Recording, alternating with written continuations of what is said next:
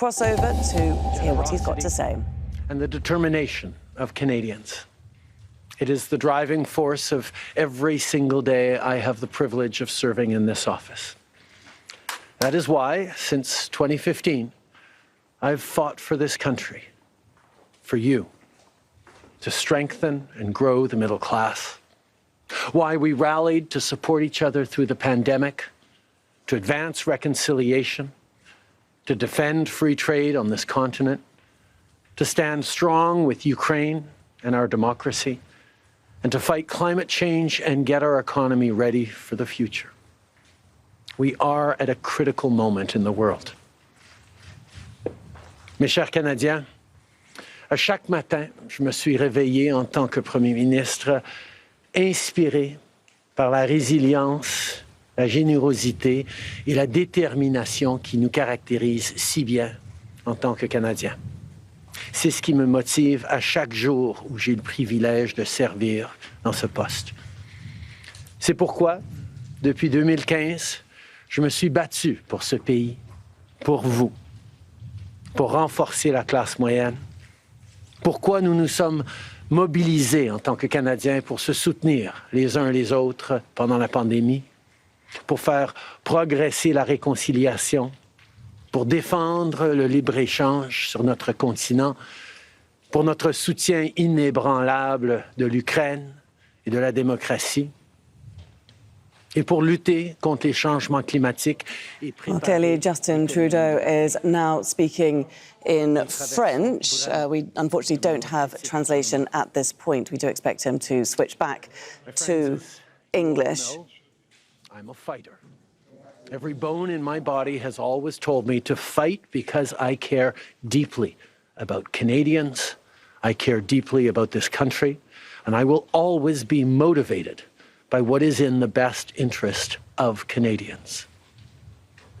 And the fact is, despite best efforts to work through it, Parliament has been paralysed for months after what has been the longest session of a minority parliament in Canadian history.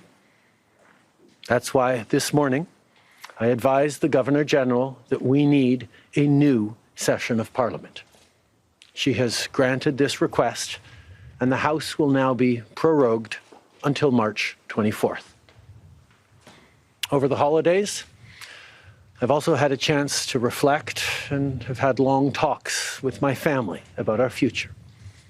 Throughout the course of my career, any success I have personally achieved has been because of their support and with their encouragement. So last night over dinner, I told my kids about the decision that I'm sharing with you today. I intend to resign as party leader, as Prime Minister, after the party selects its next leader through a robust, nationwide, competitive process. Last night, I asked the President of the Liberal Party to begin that process. This country deserves a real choice in the next election, and it has become clear to me that if I'm having to fight internal battles, I cannot be the best option in that election. Mes chers amis, comme vous savez, je suis un fighter. There we've just been hearing the Canadian Prime Minister, Justin Trudeau, announcing that he is resigning as party leader and will be resigning as Prime Minister after his party selects their next leader. He's also announced that the Attorney General has accepted his request to suspend Parliament until March 24th. Let's bring in Mike Hanna in Washington, D.C. Mike, first of all, how much of a surprise, or not, is this announcement?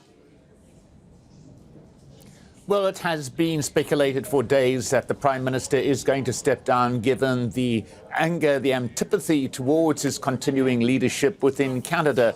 The surprise here is What was he going to do? Was he going to step down immediately as Prime Minister, as party leader? No. He has announced that he intends to step down as both once his party convenes and elects a new leader of the Liberal Party. Now, in addition to that, there had been speculation as to what happens in the interim. He's now asked the Governor-General, and she has agreed that Parliament will be prorogued until March the 24th. It was due to convene at the end of this month. That has now been pushed back, clearly to give the Liberal Party time to go through a leadership race to elect a new leader who would then take over from Justin Trudeau as Prime Minister. Now, with the Parliament due to sit at the end of the month, the opposition Conservatives, who are far in the lead in polls, could have called for an emergency session, dismissed the government and called for an early election. They still could do so when Parliament reconvenes in March the 24th, but Justin Trudeau has now bought his party time, allowing them to go through a leadership process, which is complicated in itself. It sometimes in Canada takes 3 to 4 months for the executive, the national executive, to elect a new leader, or the Liberal Party caucus. So now situation, everything in abeyance, as it were. Justin Trudeau staying on as Prime Minister until the Liberal Party can choose a replacement as a Liberal Party leader, who would then take over from Trudeau as Prime Minister of Canada after some 9 years in office. OK, many thanks, Mike, for giving us that update there from Washington, D.C. Let's now bring in Jeffrey Dvorkin. He's a political commentator and senior fellow with Massey College at the University of Toronto, and he joins us now from Toronto. So quite a momentous occasion there for Canada, and yet Trudeau has been embattled for quite a while. So why is he choosing now to quit? There's been a lot of pressure on him from various parts of the Liberal Party, the ruling Liberal Party, for him to move aside and to step down and allow for a new generation of leadership to take over. I think one of the things that he's thinking of is his reputation, which he feels is being undermined at this point. And at the same time, the opposition parties, especially the Conservatives, have shown that were an election to be held today, the Liberal Party would be wiped out, virtually wiped out.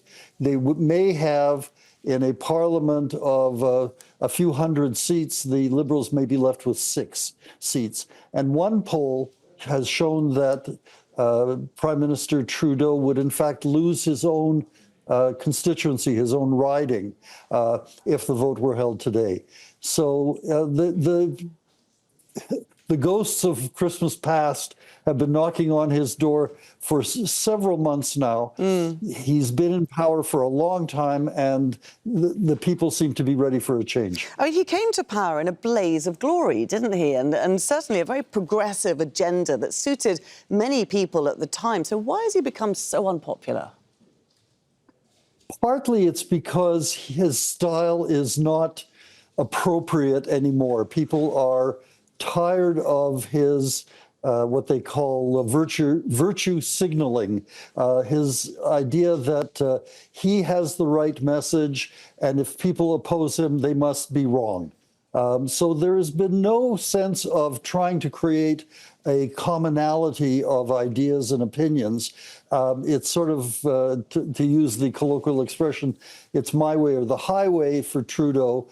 And I think people are just fed up with it. I mean, being in power for 8-9 years is a long time in any parliamentary democracy. And I think people are ready for a change. This comes at a time, though, doesn't it, with particularly rocky relations with the US as Donald Trump takes the presidency in just a matter of weeks.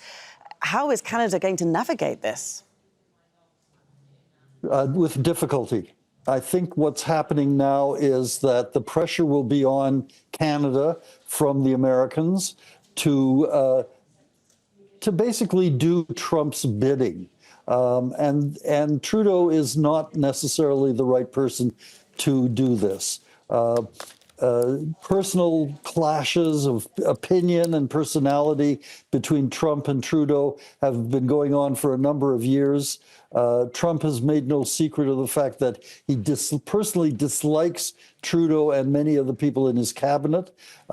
So if the Conservatives under their leader, Pierre Poilievre, come into power, which seems increasingly likely, would there be better relations between Canada and the U.S.? With the Trump administration, it's hard to say. OK, Jeffrey Dvorkin, many thanks indeed for taking the time to join us there from Toronto.